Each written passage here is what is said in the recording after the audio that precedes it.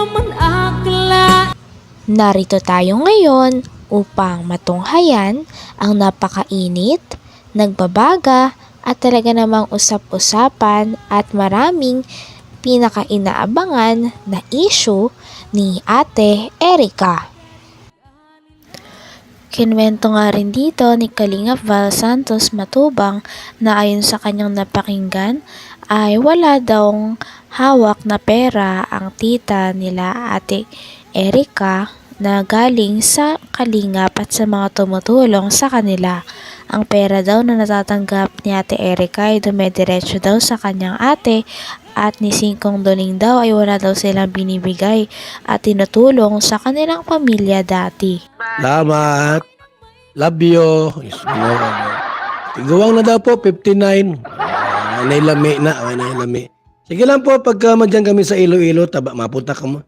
Madyan kami kay Archie Hilario ay, Akala ko yung titang tumatawag. Takot yun. Ay, sus. Hinggit ka laang. At yung sinasabi ng Sheila May na yan, na sinasabi niya na babalitaan namin na hinapin namin yan, mga yan. Ha? Wala kayong alam dyan sa mga yan. Wala daw alam ang lovers. Kami ang nakakilala dyan, kami kasama namin yan. Alam namin ang mga likaw ng pitukan yan. Mga bata pa yan, kanino yan. Kinakalkal mo na, tita. Saan niya nakaisan. Grabing inggit nito mga kaibigan, no? Pati yung nangyari noon, way back siguro mga 15 years ago, kinalkal pa niya, Yung mga bata yan, yung elementary yan, gumagapang yan sa hirap dyan. Ako nagpapakain yan. Ayan, nakita ko yan, wala lahat. Walang panty, walang damit. Ako nagbibihis dyan. Kinakalkal mo. Hindi maganda yang inggit ka kasi ay.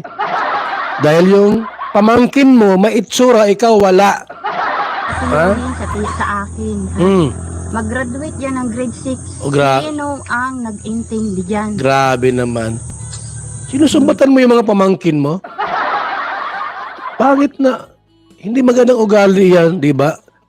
Yung pamangkin mo yan eh. Pamangkin ng anak ng kapatid mo. Online. Naka-live. Tapos sisiraan mo. Nung maliit yan, yung mga... Yung dalawa na yan, nung maliit pa yan, ako ang nag-aalaga niyan.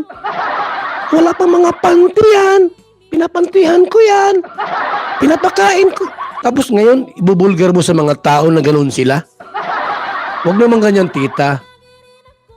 Hindi magandang ugali yan. Bakit ka nagkagayaan, tita? Dapat kinakampihan mo sila. Pamangkin mo yan, ay. Gaano man kasama yung pamangkin mo, dapat kampi.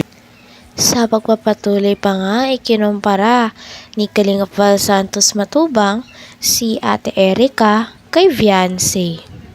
Si Ate Erica at si Viancy ay parehas na naka-love team ni Kuya Edo na isang kalingap din. Ngunit dahil umalis na nga si Ate Erica sa poder ng kalingap, ay nawalan na rin ng ka-love team nun si Kuya Edo hanggang sa dumating ang napakaganda na si Viancy. Kaya naman ngayon ang ka-love team ni Kuya Edo ay si Viancy na. At ito ang sinasabi ni Kalingap Val na tunay na maganda. Nalaman ko yung kalahating bayong ng pera dyan. Nasa inyo daw yung pera ni John eh. Sheila May, andyan si tita. Huwag kang maingay. Marinig tayo. Baka kunin yung kwarta yung kahit baka yung 30,000 kunin yan. Tinatago nyo ay. Tuloy, nainggit. May tsura yung dalawa kalingap, may tsura. Hindi sila maganda. I'm sorry to say, hindi maganda si Erica at hindi rin maganda si Sheila May. May itsura lang po. Ang maganda po si Viancy. Si Viancy po ang maganda. Sexy na, may laman pa. Si Erica po, payat man yun. Payat yun mga kalingap. Maliit pa, mababa pa. Putot. 4'9" ang height ni Erika ay 4'9". Di ba tita no? 4'9" ba si Erika tita? Oo daw, 4'9" yan. Tapos payat. Hindi man maganda si Erika po, walang biro. May itsura lang si Erika. Pero hindi siya maganda. Ang maganda po, ining si Biancy. Kaya napakaswerte ni Ido. Ido! Grabe ka, dandahan mo yan. Huwag mong bibigla-biglain pagka nagkatuluyan kayo. Huwag mong pirasahin yan at ako makakalaban mo yan. Luhay-luhay lang nga. Yung dahan-dahan ba na medyo yung haplos ay haplos ng pagmamahal. Maganda si Biancy po, mga kalingap. Nakita ko yan sa mall noong nag-make-up na yan. Sus, grabing ganda ni Biancy. Pero si Erika po, at anong make-up dyan, di maganda yan. May itsura lang po. May itsura lang. Inainggit itong si tita niya ayo. Digatas ko pa yan. Oh, gigat. Anong sinasabi ninyong pang-aapi? Bigatas daw niya si Erika. Grabe si tita magsalita.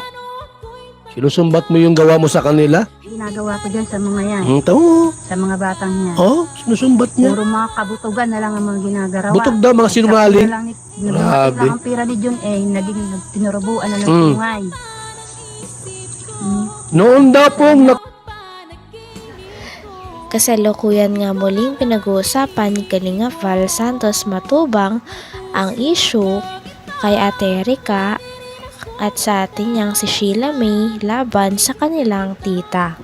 Talagang patagal nga ng patagal ay mas tumataas na ang tensyon at away sa pagitan ng mga mag-anak na ito, kaya naman handa si Kalingap Val Santos Matubang na tumulong at maresolba ang problema nilang magpapamilya. Puro mga kabutugan na lang ang mga ginagarawa. butog daw mga sinungaling. Grabe. Ang pira ni John naging tinurubuan na ng tungay. Noon daw pong nakuha yung pira ni John alam niya no? Grabing maritis kang maray tita. Sampaling nakikialam ka sa magkapatid. Pagdiyan ka. Ang daming tita po nila Sheila May at Erika. Ikaw lang ang nagkagayaan. Magdiyan ka. May nagpakulay. Millie Chan, thank you so much ha. Thank you so much Millie Chan. I love you po. Ikaw lang nagpakulay. May iga pa rin saro pala mga kalingap. Salamat din po kay Francis Official Vlog. Salamat po sa pakulay ha. Salamat po. Tapos kayo mga ilaber kayo ha, sobra kayo, paninira, sobra kayo mga kapatid. Siraan niyo pala si tita Pati magulang ko, inaapa. Kayo po ang may kasalanan dito lovers, ba't nakagulo sila?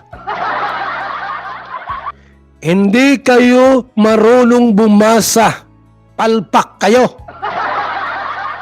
Hindi si tita ang may kasalanan, kayo. Bakit po? Hindi nyo sinali sa hatian. Sa group chat ninyo, hindi nyo sinali si tita. Palpak yung mga kilos nindo. Tuloy lumabas ang baho ni Erika at ni Biancy. Dapat pag nagplano kayo, ang unang isama ninyo kontrabida. So, sa pelikula mga kalinga, sa pelikula po ni Fernando Po Jr., kapag walang kontrabida, hindi magandang panuorin. Inatsipiran nyo, binabaliwalaan nyo yung kontrabida. Tuloy, nagbulgar. Nagbulgar siya ng katotohanan.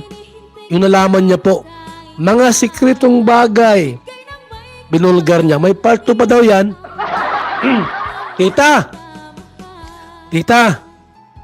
Number ko 0929-1132-469.